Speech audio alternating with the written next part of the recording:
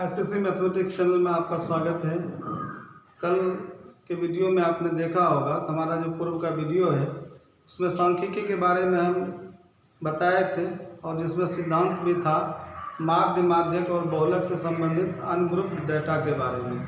ठीक है, तो यहाँ पर हम आपको आज बता रहे हैं प्रश्न संख्या 16 से, क्योंकि कल मैंने प्रश्न संख्या 15 तक बता दिया था और प्रश्न संख्या 16 से हम स्टार्ट करने जा रहे हैं और ये आपके लिए बहुत ही महत्वपूर्ण प्रश्न है। ठीक है, इसमें कुल मिलाकर के आपका माध्य, माध्यक और बहुलक से रिलेटेड सारे सवाल हैं। ठीक है, तो इसको आप ध्यान से देखिए और कम समय में इसको हम कैसे सॉल्व करते हैं इसके लिए सीखने का प्रयास कीजिए। तो हम बीच में भी सिद्धांत बताएंगे अगर आपको कहीं कोई प्रॉब्लम होगा। ठीक है, तो आइए हम प्रश्न संख्या 16 को देखते हैं। आपका प्रश्न है प्रथम 10 अभाज्य संख्याओं का माध्यक है। तो आपको पता है कि अभाज्य संख्या जो होगा वो आपका 2 से स्टार्ट हो जाएगा। तो आपका 10 अभाज्य संख्या क्या है, तो यहाँ देखिए प्रथम 10 अभाज्य संख्या 2, 3, 5, 7, 11, 13, 17, 19 और आपका 23, इस तरह से 1, 2, 3, 4, 5, 6, 7, 8, 9 और 23 के बाद आपका हो जाएगा 29। ठीक है, ये आपका प्रथम 10 अभाज्य संख्या है। इसमें से आप क्या करते हैं, दोनों तरफ से छांटते हैं तो 4 जो एलिमेंट है तो आपका ये कैंसिल हो जाता है। तो मध्य में कितना बच जाता है, 2। तो देखिए 1, 2, 3, 4 आगे से कैंसिल हो रहा है, पीछे से कैंसिल हो रहा है। तो मध्य में आपका कितना बच रहा है, 11 और 13।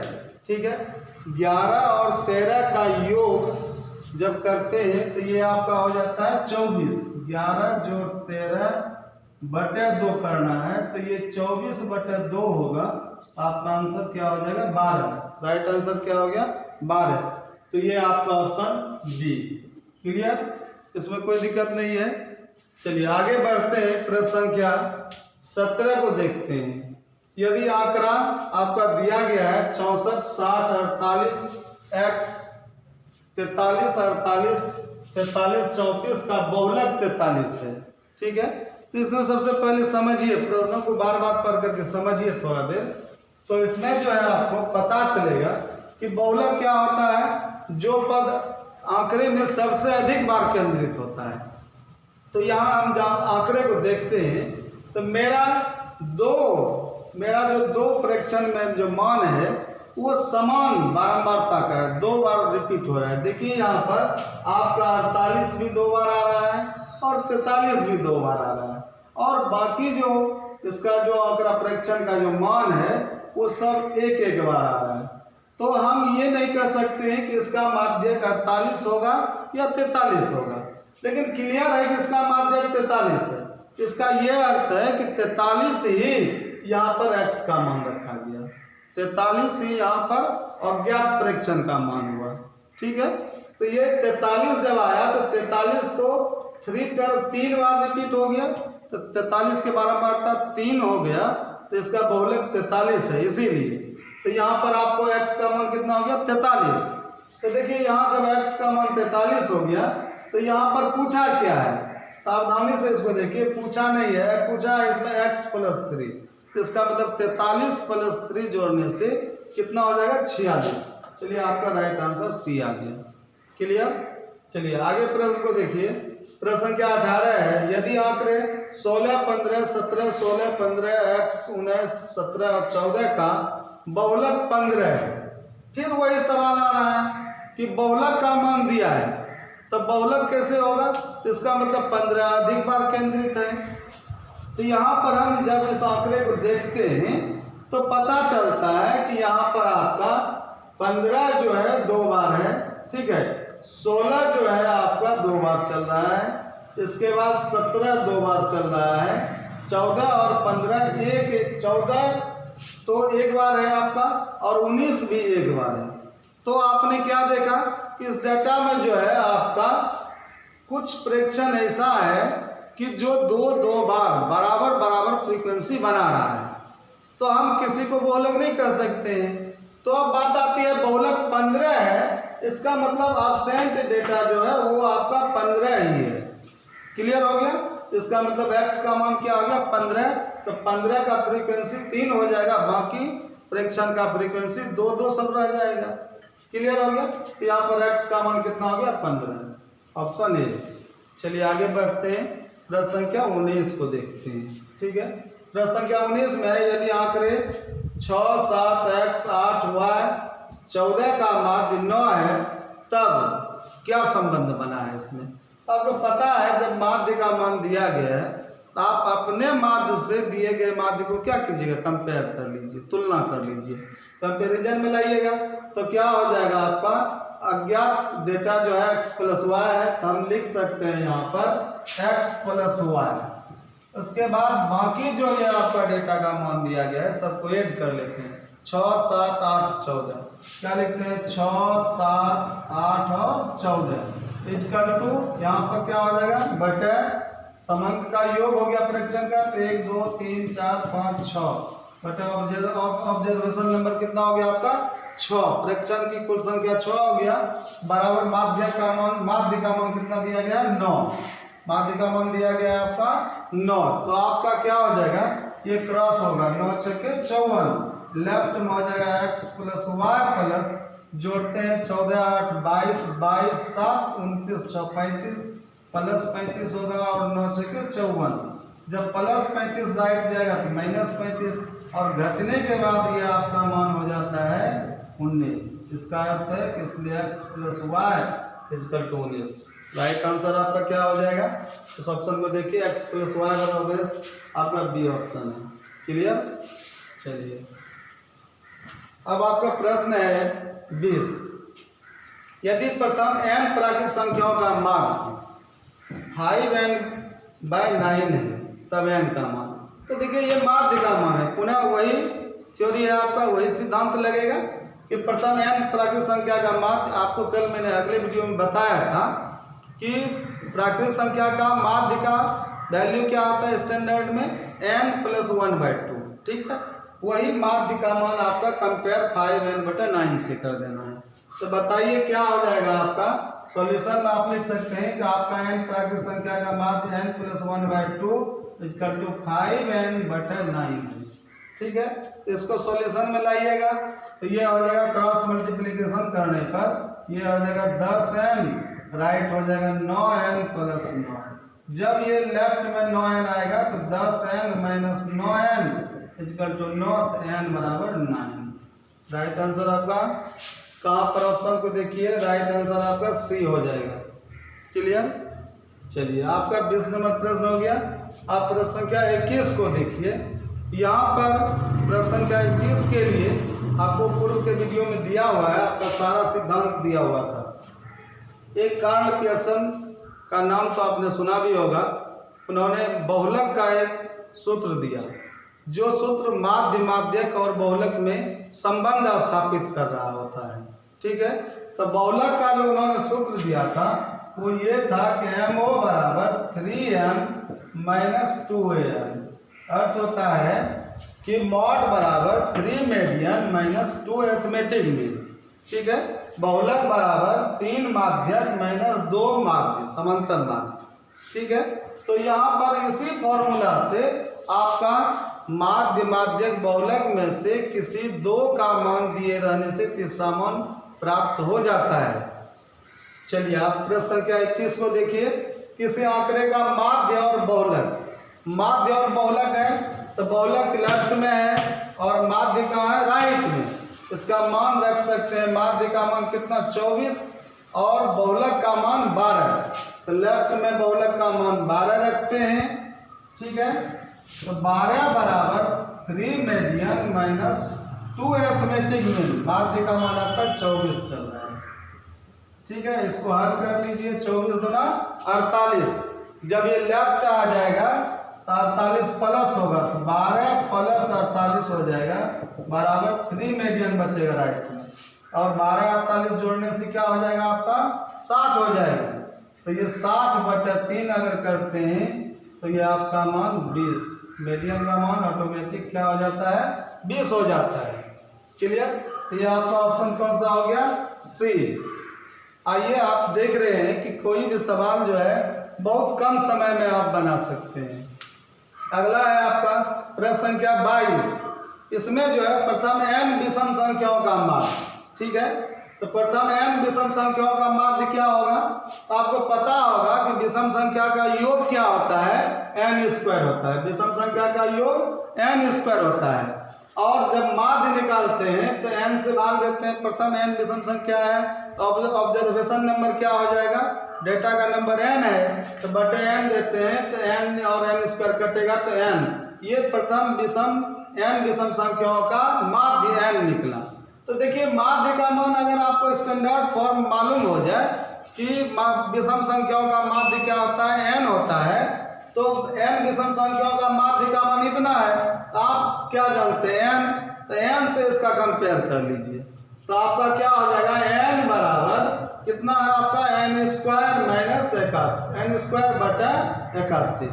तो इसको सॉल्यूशन में लाइए तो यहाँ पर 1 है तो आप क्या करते हैं इसको देखिए, यहाँ n स्क्वायर क्या हो जाएगा? लेफ्ट लाते हैं, क्रॉस मल्टीप्लिकेशन भी कर सकते हैं। तो यहाँ क्रॉस मल्टीप्लिकेशन करते हैं तो n स्क्वायर बराबर ये हो जाता है 81n, या n अगर राइट करते हैं एक n को तो यहाँ पर 81n बटे n आ जाता है। n कैंसिल होकर के n का मान 81 हो जाता है, ठीक है। आप इस जगह दूसरा भी समझ सकते हैं। देखिए यहाँ पर क्या करते हैं, यहाँ पर आप n स्क्वायर को काटिए तो यहाँ क्या बचा? 1। यहाँ से क्या हो जाएगा? प्रतिस्थापन होकर के यहाँ क्रॉस में आ जाएगा n स्क्वायर, ठीक है। n स्क्वायर और n कैंसिल हो जाएगा तो आपका मान कितना निकला? 1 बटे n बराबर 1 बटे 81। इसका मतलब n का कंपेयर किससे हो गया? 81 से। n का मान हो गया आपका 81। राइट आंसर बी हो गया, ठीक है। चलिए प्रश्न संख्या 23 है आपका। यहाँ पर प्रश्न संख्या 23 में आपका प्रश्न है कि प्रथम n विषम संख्याओं का माध्य है, ठीक है। प्रथम n विषम संख्याओं का माध्य, तो ये तो पता है आपको n विषम संख्याओं का माध्य n होता है, क्योंकि योग में क्या होता है? n स्क्वायर और नंबर ऑफ ऑब्जर्वेशन जो है प्रेक्षण की कुल संख्या n है तो स्क्वायर कटेगा तो n। Right option C. चलिए अगला प्रश्न है आपका, यदि किसी आंकड़े का बहुलक और माध्य का अंतर 24 है तब माध्यक और माध्य का अंतर क्या होगा? ठीक है, तो आपको पता होना चाहिए कि ये रिलेशन संबंध कौन सा सूत्र बना है? बहुलक बराबर 3 माध्यक माइनस 2 माध्य, ठीक है, उसी से बनेगा, उसमें कन्फर्म रहिए। तो जो दिया है पहले लिख लीजिए क्या दिया है। तो देखिए बहुलक और माध्य, बहुलक और माध्य का मतलब हुआ कि मॉड माइनस, माध्यक का मतलब हुआ median m, mod minus median, और इसका वैल्यू अंतर का वैल्यू है आपका 24, ठीक है। तो क्या करते हैं आप, मॉड को लेफ्ट लिख करके मीडियन को राइट भेज दीजिए, तो 24 प्लस m ये हो गया। तो ये आपका क्या हो गया? मॉड का क्या हो गया? काल्पनिक वैल्यू हो गया मीडियन के टर्म में। अब इस मॉड का वैल्यू, आप रिलेशन देखिए, यहाँ पूछा जो है माध्यक माइनस माध्य। तो चलिए पहले आप क्या कीजिए कि कार्ल पियर्सन सूत्र को लिखिए, ठीक है। तो कार्ल पियर्सन सूत्र क्या बना आपका? मॉड बराबर mo बराबर 3 median minus 2 arithmetic mean 2am, ठीक है। अब देखिए मीडियन का मान यहाँ पर, मॉड का मान कितना है आपका? mo का मान 24 plus m, 24 plus m equal to 3m minus 2am, arithmetic mean है माध्य का मान। तो m जब राइट जाएगा, प्लस m जब राइट जाएगा तो माइनस m होगा। तो 3m पहले से है, 3 मीडियन, एक मीडियन जाएगा तो कितना बचेगा? 2 मीडियन। तो लेफ्ट में कितना बचा आपका? 24 इक्वल टू 3 मीडियन में एक मीडियन राइट गया तो 2 मीडियन बचेगा। क्लियर हो गया? यहाँ पर माइनस 2 अरिथमेटिक मीन। अब इसमें 2 कॉमन ले लीजिए, 24 बराबर 2 कॉमन बचा क्या? मीडियन माइनस अरिथमेटिक मीन, समांतर माध्य। तो मीडियन माइनस अरिथमेटिक मीन, माध्यक माइनस माध्य, समांतर माध्य। यही तो आपका प्रश्न है, माध्यक और माध्य का अंतर। तो देखिए यहाँ से इंटू 2 है तो इस पार आएगा तो बटे 2 होगा, ये कितना हो जाएगा 12। तो वैल्यू कितना निकला, median minus arithmetic mean equal to 12। Clear हो गया। यही आपका ऑप्शन कौन सा टच कर रहा है, 12A। एक ऑप्शन सही हो गया। चलिए ये सवाल जो है आसान नहीं है, इसको आपको समझना पड़ेगा थोड़ा देर। चलिए अगला सवाल है आपका प्रश्न संख्या 25। इसमें जो है यदि आंकड़े का माध्य x है, ठीक है, तो माध्य जब दिया है तो आप अपना माध्य से कंपेयर कर लीजिए उस x को। आपका माध्य क्या हो जाएगा, सबको ऐड करते हैं तो क्या ऐड हो जाएगा, x प्लस वेरिएबल x है इसमें, प्लस 7, 8, 14, 11, यही चल रहा है। 7, 8, 14, 11 बटे नंबर ऑफ डेटा कितना हो गया, 1, 2, 3, 4, 5 बराबर वैल्यू कितना दिया गया है, x। माध्य का मान कितना दिया गया x, उसी से कंपेयर करना है अपने माध्य को। तो ये राइट जाएगा 5x हो जाएगा, लेफ्ट हो जाएगा x प्लस सबको जोड़ते हैं 14, 11, 25, 8, 7, 15, 25 और 15 40 हो जाएगा। इक्वल टू आपका होगा 5x। ठीक है, अगर आप 5x को लाते हैं तो x माइनस 5x राइट 40 जाएगा तो माइनस 40 हो जाएगा। यहाँ पर लेफ्ट में माइनस 4x होगा बराबर माइनस 40 हो जाएगा, माइनस माइनस कैंसिल होगा, गुना 4 बटे में जाएगा और ये आपका आंसर x बराबर 10 निकल जाएगा ऑटोमेटिक। ठीक है, चलिए आपका आंसर राइट आंसर सी हुआ 10। ठीक है, चलिए अगला सवाल है आपका प्रथम n प्राकृत संख्याओं का माध्य। प्रथम n प्राकृत संख्याओं का माध्य कितना है, 15 है। तो आपको पता है n प्राकृत संख्याओं का माध्य का क्या स्टैंडर्ड फॉर्म बना है, n प्लस 1/2 बराबर कंपेयर कीजिए इसके दिए गए माध्य से, कितना से, 15 से।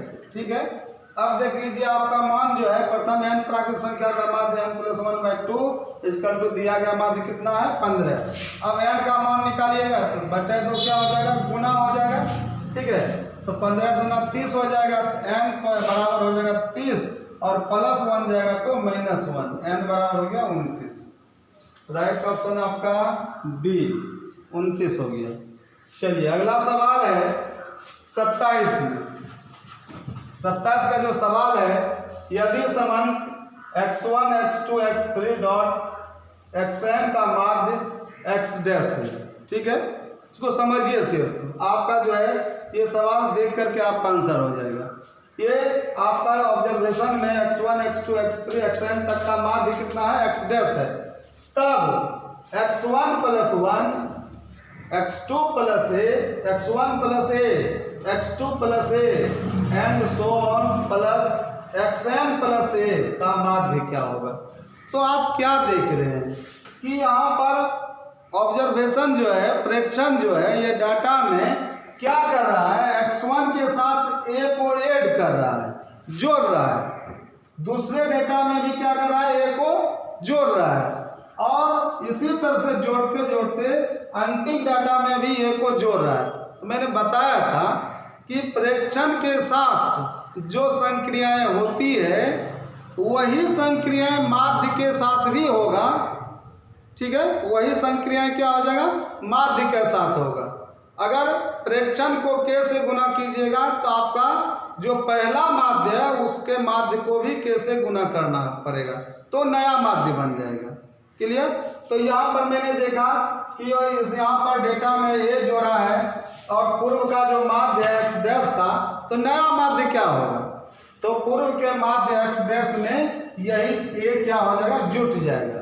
तो ये हो जाएगा x dash plus a, option हो जाएगा सी। चलिए ये आपका प्रश्न संख्या 27 तक मैंने दिया। चलिए हम लोग अब अगला प्रश्न देखते हैं, प्रश्न संख्या 28 से। आपका प्रश्न संख्या जो है यहाँ पर 28 है, 29 है, 30 है, 31 है। इसको देखिए यहाँ पर जो है आपका 28 में जो है इसको समझिए पहले। इसमें है किसी निश्चित प्रेक्षण का माध्य x डैश है और यदि प्रेक्षण में प्रत्येक प्रेक्षण में m से भाग तथा n की वृद्धि कर दी जाए तो नया माध्य क्या होगा। लगता है आपको समझ में आ गया होगा। क्या प्रत्येक प्रेक्षण के साथ जैसी संक्रियाएं हुई है माध्य के साथ भी वैसी ही क्रियाएं होगी। तो प्रेक्षण के साथ क्या हुआ है, m से भाग और n की वृद्धि, n प्लस में जाएगा और m कहाँ जाएगा, भाग, m से भाग दिया गया। इसका मतलब माध्य क्या है, x डैश। आप अपना राइट ऑप्शन से नहीं है, पहले आप अपना आंसर चुनिए, x डैश बटे m, x डैश बटे m और प्लस क्या हो जाएगा n की वृद्धि है। आप ऑप्शन में देख लीजिए, x डैश बटे m से भाग दिया और n की वृद्धि हुआ, राइट ऑप्शन ए। क्लियर हो गया। चलिए अगला प्रश्न है, प्रश्न क्या 29, ui equal to xi minus 25 बटे 10, ठीक, और sigma fi ui equal to 20 और सिग्मा fi बराबर 100, तब x डैश का मान, x डैश क्या है, माध्य, ठीक है। चलिए ये आपको मैंने नहीं बताया है, इसको आप पहले समझ लीजिए। क्या होता है कि विचलन को हम लोग जाने थोड़ा सा, विचलन जो होता है वो d होता है, di, ठीक है। तो di को जो सूत्र बना है, di का फॉर्मूला वो बना है xi माइनस ए।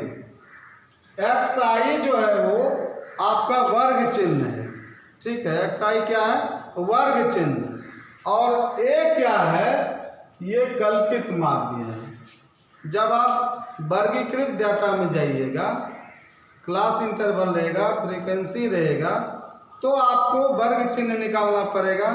तो वर्ग चिन्ह के बाद xi के बाद पुनः आपको ui निकालना है, ठीक है। तो पहले di होता है, उसके बाद ui होगा। di जो है वो पहला विचलन है और ui द्वितीय विचलन होता है। तो di का फॉर्म बना है xi माइनस ए, ये कल्पित माध्य है, और ui का जो फॉर्म बना है वो xi माइनस ए बटे h बना है। इस h को कभी कभी c से भी प्रयोग किया जाता है, इसका मतलब हुआ xi माइनस ए बटे c, ठीक है। तो यहाँ पर हम लोग h का प्रयोग कर रहे हैं, तो चलिए यह ui का हुआ। तो आप यहाँ पर थोड़ा सा देखिए कि माध्य, ठीक है, इसका प्रयोग हम लोग कहाँ पर करते हैं ये हम बता देते हैं मोटे तौर पर। इसका प्रयोग हम लोग पग विचलन विधि में माध्य परिकलित जब करते हैं तो यहाँ पर इस ui का प्रयोग होता है, वहाँ पर fi ui का प्रयोग वहाँ पर होगा, ठीक है। हम लोग कल्पित माध्य से ये वर्गीकृत डेटा का दिया हुआ है प्रश्न, ठीक है। तो चूंकि ये आपके लिए नया है, फिर भी हम समझाने का प्रयास कर रहे हैं। यहाँ पर इसको समझिए, पहले माध्य का जो है वो माध्य का सूत्र पहले याद कर लीजिए। चूंकि पग विचलन विधि का सूत्र अलग है, कल्पित माध्य विधि में जाइएगा अलग है, प्रत्यक्ष विधि में जाइएगा तो भी अलग है, मतलब तीनों विधियों में माध्य परिकलित करने का सूत्र अलग अलग है। आइए हम सिर्फ प्रश्न संख्या 29 को सिर्फ सॉल्व करते हैं। तो यहाँ पर पग विचलन विधि के लिए माध्य का सूत्र देते हैं, x डैश बराबर a plus sigma fi ui बटे सिग्मा fi और इंटू h। अब देखिए यही रहा आपका माध्य का फॉर्मूला पग विचलन विधि में। इसी फॉर्मूला पर आप सिर्फ वैल्यू बैठा दीजिएगा समझकर, तो ये माध्य का आंसर आ जाएगा, ठीक है। इस फॉर्मूला को देख लिए। अब देखिए यहाँ से कि आपको a चाहिए, क्या चाहिए, a। तो आप कहीं भी देखेगा कहीं आपको a नहीं दिखाई पड़ेगा, ठीक है। तो आपको a जो है a समझ लेना है, सिर्फ a क्या है। तो आप देखिए यहाँ ui बराबर xi माइनस ए बटे h, ठीक है। तो क्या ui का मान है आपके पास कि नहीं, देखिए ui का मान है। तो ui का मान क्या है आपका, xi माइनस 25 बटे 10। तो देखिए आपको बहुत मान ui से आ जा रहा है, ठीक है। xi माइनस ए क्लियर हो गया 25 और बटे h का मान 10, क्लियर हो गया। कंपेयर में ले आए किसके, ui के फॉर्मूला को ui के दिए गए मान से कंपेयर कर लिए। xi माइनस ए का मान कितना आ गया 25, माइनस माइनस तो बराबर हो गया इसका कंपेयर में, बटे एच का मान 10 हो गया। आइए आपका फॉर्मूला का डिमांड पूरा हो चुका है, ठीक है। ए का मान आपका कितना हो गया 25 plus sigma f i u i, मान मालूम है कितना 20, तो 25 प्लस 20 बटे सिग्मा एफ आई का मान 100 और गुना एच का मान, तो यहाँ पर एच का मान देखिए एक्स आई माइनस ए बटा एच कितना है 10। आप इसको हल कर लीजिए, देखिए 10 एक जीरो कैंसिल हो जाएगा, 20 के लिए एक जीरो कैंसिल हो जाएगा, प्लस 2 बचा, तो 25 प्लस 2 = 27। आइए आपका राइट ऑप्शन सी हो गया। मुझे लग रहा है कि आप समझ गए होंगे, चूंकि ये ग्रुप्ड डेटा का सवाल है और वहाँ पर पग विचलन विधि के लिए ये माध्य परिष्कृत करने के लिए पूछा गया है। सिर्फ आपको थोड़ा सा बेसिक नॉलेज होना चाहिए इसका। चलिए आगे बढ़ते हैं प्रश्न संख्या 30 में, कि यदि आंकड़े 30, 34, 35, 36, 37, 38, 39, 40 से 35 निकाल लिया गया, ये क्या ये डेटा है आपका, इस डेटा से क्या निकाला गया 35, तो 35 जब निकाल लिया तो प्रश्न है तो माध्यक में कितनी वृद्धि हुई, तो इसका मतलब हुआ पहले कितना था और अब कितना है निकालने के बाद, दोनों में क्या करना है अंतर। क्लियर हो गया। तो पहले कितना था ये देख लीजिए, चूंकि ये 35 निकाला हुआ डेटा है, आप इसको 35 को इसमें डाल दीजिए, तो आप 35 को यहाँ पर रख लीजिए, कितना डाल दिए यहाँ पर 35, ठीक है। अब आप देखिए इसका माध्यक कितना हो रहा है, कितना माध्यक हो जाएगा, तो आपका जो यहाँ पर डेटा का नंबर है वो कितना चल रहा है संख्या 1 2 3 4 5 6 7 8 9, 9 में से मध्य का पद क्या होगा पांचवा, 4 आगे 4 पीछे कैंसिल होगा, पांचवा आएगा, तो पांचवा पद 1 2 3 4 35 आया, चौथा पांचवा है आपका 36। इसका मतलब पहले 36 था, माध्य कितना था 36, अब कितना है तो 35 से निकाल लीजिए, 35 यहाँ से निकल कर आउट हो गया। अब इसका माध्य कितना, तो आपका नंबर ऑफ डेटा हो गया 8 वो है इसमें, अब एलिमेंट 8 में से आपका 3 आगे 3 पीछे कैंसिल हो जाएगा, तो 2 बचा 36 और 37। 36 और 37 का माध्य कितना होगा 36 प्लस 37 बटे 2, 36.5 हो जाएगा, ठीक है। तो अभी बाद में कितना निकल गया 36.5 और पहले 35 था, तो उस समय कितना निकल गया था 36, तो 36 और 36.5 हुआ, तो क्या 0.5 बढ़ा कि नहीं। क्लियर हो गया। चलिए आइए आपका ऑप्शन 0.5, राइट ऑप्शन डी हो गया। हमको लग रहा है कि आप बिल्कुल समझ गए होंगे, अगर इस चीज़ को नहीं समझते हैं तो फिर बहुत मुश्किल हो जाएगा आपके लिए, चूँकि प्रत्येक प्रश्नों को यहाँ पर डील करके जो है आप कम समय में नहीं बना सकते हैं। चलिए आइए प्रश्न संख्या 31 में है आपका वही फॉर्मूला जो मैंने बताया था, ये आपका वही फॉर्मूला है पग विचलन विधि का। तो आप आइए यहाँ पर x डैश बराबर a प्लस एच इंटू, मैंने बताया था sigma f i u i बटे सिग्मा एफ आई, सिग्मा एफ आई का सिंबल बड़ी एन है, कैपिटल एन, ठीक है। तो ये आपका हो गया a plus sigma f i u i बटे एन, 1/n से गुना है तो बटे एन, एन का मतलब हुआ सिग्मा एफ आई, तो पढ़िए तो a plus sigma f i u i बटे सिग्मा एफ आई हो गया कि नहीं इंटू एच, ठीक है। तो ये कल्पित ये आपका हो गया पग विचलन विधि के लिए माध्य का सूत्र, ठीक है। तो यहाँ पर माध्य निकालने के लिए प्रयुक्त हुआ है, ये सूत्र प्रयुक्त हुआ है। तब यू आई बराबर क्या होगा, मैंने बताया डी आई पहला विचलन है, प्रथम विचलन, और यू आई जो है द्वितीय विचलन है। मैंने दोनों का सूत्र लिख करके यहाँ छोड़ा है, देख लीजिए। डी आई बराबर एक्स आई माइनस ए और यू आई बराबर एक्स आई ए माइनस ए बटा एच। आप देख सकते हैं कि यू आई का सूत्र क्या हो जाएगा एक्स आई माइनस ए बटे एच, राइट ऑप्शन सी हो जाएगा, ठीक है। आपको मैंने बता दिया है यहाँ पर कभी कभी एच के बदले सी का प्रयोग किया जाता है, ठीक है। चलिए हम अगले प्रश्न को देखते हैं, प्रश्न संख्या 32 से। आपका प्रश्न संख्या जो है वो 32, 33, 34, 35 बोर्ड पर लिखा हुआ है, ठीक है। आप इसको सावधानी पूर्वक पहले पढ़ लीजिए, ठीक है। इसके बाद आप समझिए कि आप किन किन सवालों का जवाब आसानी से दे सकते हैं। यहाँ पर प्रश्न संख्या 32 है, जिसमें वर्ग अंतराल अतिव्यापी विधि में है, तो वर्गमाप क्या है। ठीक है, तो सबसे पहले आप वर्गमाप को जानिए। वर्गमाप क्या है, वो आपका क्लास इंटरवल का जो है वो क्या है, h है।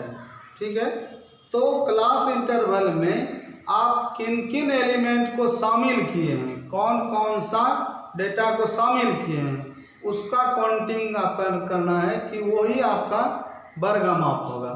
वर्गमाप में सबसे ज़्यादा महत्वपूर्ण क्या है, आपको हम समझा देते हैं कि ये वर्गमाप विधि पर निर्भर करता है, क्लास इंटरवल के विधि पर, कि वो किस विधि में लिखा गया है। अगर आपको विधि का पता नहीं चलेगा तो आप वर्गमाप का आंसर सही नहीं दे सकते। ठीक है, आइए 2 मिनट हम विधि पर बात करते हैं, क्लास इंटरवल की विधि। ये देखिए आपका विधि जो होगा वो आपका अतिव्यापी और एक हो जाएगा अनतिव्यापी। अनतिव्यापी, अब फिर नाम बदलना है तो अतिव्यापी का नाम हम समावेशिक भी बोल सकते हैं, समावेशिक, और अनतिव्यापी को हम लोग अपवर्जी विधि कहते हैं, अपवर्जी। चलिए इसको याद रखिए आप, दोनों एक ही चीज है। तो अतिव्यापी का को समावेशिक, अनतिव्यापी को अपवर्जी। तो क्या होता है, अतिव्यापी विधि में क्लास इंटरवल 0 से 10 और 11 से 21 और 22 से 32, 10 का तो डिफरेंस ले रहा है, पता चल रहा होगा, लेकिन है क्या कि निम्न सीमा और ऊपरी सीमा दोनों का काउंटिंग होता है यहाँ पर, गिनती। ठीक है, और अनतिव्यापी में क्या होता है, 0 से 10, 10 से 20, 20 से 30, इस तरह लगातार चलेगा। तो ये अनतिव्यापी है। अनतिव्यापी में क्या होता है कि वो ऊपरी सीमा इस किसी भी क्लास इंटरवल का ऊपरी सीमा उसमें निहित नहीं रहता है, सम्मिलित नहीं किया जाता है उसको। ठीक है, तो ये आपको पहले विधि से भी पता चलेगा वर्गमाप कितना हुआ। तो यहाँ देखिए अतिव्यापी में 0 से लेकर 10 तक माने अति व्यापक है, माने निचला सीमा ऊपरी सीमा, मतलब lower limit and upper limit, दोनों को रखना है। तो देखिए 0 से लेकर 10 तक में आपको 11 संख्या मिलेगा, तो वर्गमाप आपका वो 11 होगा। ठीक है, या ऐसे समझिए अतिव्यापी के लिए +1 कर देना है, डिफरेंस में +1, और अनतिव्यापी के लिए सिर्फ अंतर कर लेना है। इतना तो याद रख सकते हैं कि नहीं। क्या देखिए अनतिव्यापी, अनतिव्यापी का मतलब लग रहा होगा आपको, अनतिव्यापी का मतलब कम व्यापक है ना। तो यहाँ पर क्या होगा, सिर्फ अंतर कीजिए, 20 में 10 घटेगा 10, 30 में 20 घटेगा 10, 10 में 0 घटेगा 10, डायरेक्ट घटाने के बाद वर्गमाप का मान 10 हो गया। लेकिन अतिव्यापी में क्या करना है, घटाने के बाद +1 कर देना है। जैसे 11 में 10 में से 0 घटाइएगा 10, तो +1 कर दीजिए, 11 हो जाएगा। 21 में से 11 घटाइएगा तो क्या होगा, 10, +1 कर दीजिएगा। इसका मतलब 10 + 1, अतिव्यापी एक एक्स्ट्रा होगा। ठीक है, अंतर से एक एक्स्ट्रा हो जाएगा। ये क्लियर हो गया होगा। तो अब आप देख लीजिए यहाँ अतिव्यापी में है तो 20 में 10 घटेगा तो 10 होगा, लेकिन अतिव्यापी के लिए +1 होगा, 10 1 11। चलिए आपका राइट ऑप्शन सही हो गया। क्लियर हो गया कि ये वर्गमाप किस पर डिपेंड करता है, क्लास इंटरवल के मेथड पर, किस विधि में ये क्लास इंटरवल है। चलिए आगे प्रश्न है आपका वर्ग चिन्ह। एक क्लास इंटरवल वर्ग है तो आपका 20 का क्या निकालना है, क्लास मार्क, वर्ग चिन्ह। तो वर्ग चिन्ह के लिए ऐसा कोई नियम नहीं है कि वर्ग चिन्ह में आपको विधि होना चाहिए। वर्ग चिन्ह का सूत्र बनाया आपको कि ऊपरी सीमा जो निम्न सीमा बटे 2, या ऐसे समझिए कि वर्ग चिन्ह का एक दूसरा भी नाम है क्लास इंटरवल का मध्य बिंदु। ठीक है, तो आप देख करके जवाब दीजिए 20-30 के बीच में कौन सा पॉइंट आ रहा है, 25 आ रहा है, या दोनों को जोड़िए 30 जोड़ 20 50 होगा, बटे 2 25 हो जाएगा। चलिए आपका राइट आंसर बी हो गया 25। ठीक है, आप समझ रहे होंगे। चलिए अगला है आंकड़ा 40, 50, 99, 68 और 98, 60 और 94 की माध्यिका है। आपको पता है माध्यिका के लिए हमको डेटा को क्या करते हैं, आरोही अवरोही क्रम में सजाते हैं तो मध्य का जो पद आता है वो माध्यिका का होता है। तो पहले हम इसको क्या करते हैं, आरोही क्रम में लिख लेते हैं। आरोही क्रम में लिखने पर आपका क्या हो जाएगा, 40, 50, 60 में देख रहा हूँ, इसके बाद 68 इससे बड़ा है, उसके बाद 94 है, इसके बाद 98 है, तब जाकर के 99 है। ठीक है, ये आपका ये बढ़ते क्रम में हो गया। तो आपका एलिमेंट यहाँ पर कितना चल रहा है डेटा का नंबर, 1 2 3 4 5 6 7, तो 3 आगे कैंसिल हो जाएगा, 3 पीछे कैंसिल होगा, तो राइट ऑप्शन आपका 68। चलिए ऑप्शन हो गया आपका सी। क्लियर हो गया, ये पहले आपको पता भी है। चलिए आगे बढ़ते हैं। आंकड़े 26, 28, 25, x और 24 का माध्य 27 है। तो माध्य दिया गया है, अपने माध्य से तुलना कीजिए। x प्लस बाकी सब डेटा को क्या करना है, जोड़ना है। x प्लस प्रत्येक डेटा को जोड़ते हैं, कितना, 26 प्लस 28 प्लस 25 प्लस 24 बटे नंबर ऑफ डेटा कितना हो रहा है, 1 2 3 4 5 और बराबर माध्य का मान है 27। तो ये 5 गुना हो जाएगा 27 से, ये सब ऐड हो जाएगा, तो ये आपका मान हो जाएगा x प्लस जोड़ते हैं तो इसका योग जो होगा वो आपका 103 होगा, और 5 से गुना करते हैं 27 को तो 135 होगा। जब राइट 103 जाएगा तो माइनस 103 होकर के घटने के बाद आपका आंसर x का आंसर 32 आ जाएगा। ये क्लियर हो गया, ये ऑप्शन बी हो गया। ठीक है, आपने देखा कि ये जो सवाल है आपका बिल्कुल आसान है, आपको कहीं भी परेशानी नहीं हुआ होगा। छात्रों, मैं चाहता हूँ अगर आपको वीडियो पसंद हुआ है तो आप इस चैनल को सब्सक्राइब कीजिए और विश्वास कीजिए कि आप आसानी से किसी भी सवाल को, मैं ये नहीं कहूँगा कि 1 सेकेंड में कोई हल होगा, 1 सेकेंड कुछ समय नहीं होता है, आप कुछ सेकेंडों में आप जरूर हल कर पाएंगे, मेरा ये दावा है। और अगर आपको ये वीडियो पसंद हुआ, अपने दोस्तों को शेयर कीजिए, लाइक कीजिए और आप बेल आइकन को दबाइए, जिससे आपको हमारे वीडियो का नोटिफिकेशन मिलता रहे। मैं चाहूँगा कि मैं आपको डेली 2-4 वीडियो डालूँगा, तब आपका सिलेबस पूरा होगा। पुनः हम इसमें जो है रिवीजन के तौर पर बार बार मिक्स चैप्टर को भी लाएंगे। अभी मेरा स्टैटिक्स चल रहा है, पुनः हम चैप्टर को बदलेंगे, पुनः मिक्स चैप्टर बनाएंगे। इसी तरह से आपका सिलेबस चलेगा, क्योंकि समय आपको बहुत कम है। ठीक है ना, समय अगर बहुत अधिक होता हम किसी भी चैप्टर को 1 सप्ताह या 2 सप्ताह तक चला सकते हैं, लेकिन है क्या, आपका समय ही सबसे बड़ा मूल्यवान है। इस समय को देखते हुए हम जितने भी महत्वपूर्ण सवाल हैं मैं उसको अचीव कर रहा हूँ और आपको बता रहा हूँ कि आप कम समय में इस सवाल को कैसे हल कर पाएंगे। ठीक है, धन्यवाद।